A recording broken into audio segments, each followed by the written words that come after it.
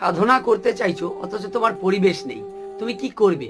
যে তুমি যে বাড়িতে থাকো সেই বাড়িতে তোমার সাধনার পরিবেশ নেই, তুমি কি করবে? দেখো, সাধন ভজন করতে হবে, না হলে সময় চলে যাবে। আজ কাল করতে করতে করতে করতে কখন যে চুল পেকে যাবে, আর সাধনা করা হবে না।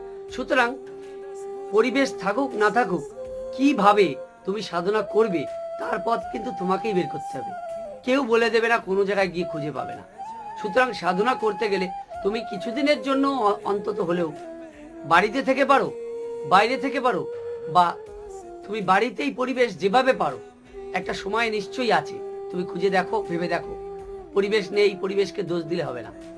পরিবেশের মধ্যে থেকেও এমন একটা টাইম খুঁজে বের করতে হবে যেই টাইমটা তুমি সাধনার জন্য দিতে পারো। নিশ্চয়ই আছে, তুমি খুঁজে দেখো, নিশ্চয়ই পাবে।